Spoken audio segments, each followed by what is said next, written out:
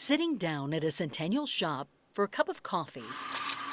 Well, just leave it to us moms to keep our kids humble. He was always a little chunky something, and then he just grew up, just got really tall. Barbara Marshall talking about raising her boys. Marcus now has a music career. You know Brandon. Wait, Marcus is older. Yes, Marcus is older. He's a little smaller, but he's always, he always says, I'm the big brother, don't forget. Barbara always had her boys busy in sports, soccer and baseball. Marcus found football first when Brandon was too young to play. All he knew was that he wanted to play football too. So when Marcus got his equipment, brought it home, Brandon immediately took it from him, put on the helmet and the shoulder pads and wouldn't give it back. And he ended up just sleeping in it. Barbara and her boys, they called themselves the Three Musketeers, even though Dad was still around in the early years. Dad had some substance abuse issues, and, it was just getting to be tougher and tougher. And it wasn't that it was always physical, sometimes it was verbal. So Barbara and the boys left.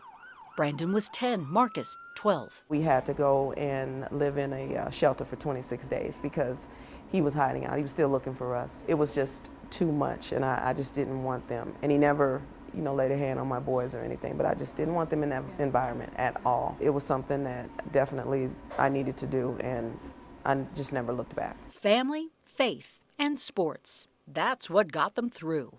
And I worked in the school system, so they went to school with me. So they knew that I was right there in the office, so they couldn't cut up, Now retired, Barbara Marshall is closer than ever to her son.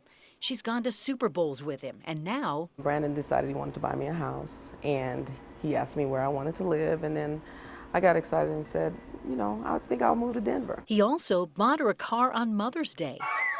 And she's still watching Brandon in schools. When he's not playing football, he's using his foundation to meet and inspire kids to stay in school, having an impact here in Denver and in his hometown of Las Vegas. Congratulating Brandon Marshall for his successful career, community involvement, and his initiative to empower the youth in our community. Barbara's at every home game, cheering, and still gets choked up thinking about her son running out onto that field. She was at Mile High September 8th. When he took a knee during the national anthem. Did he tell you? Did he discuss that with you? No, he didn't say anything. I was surprised, and then, I'm proud of him.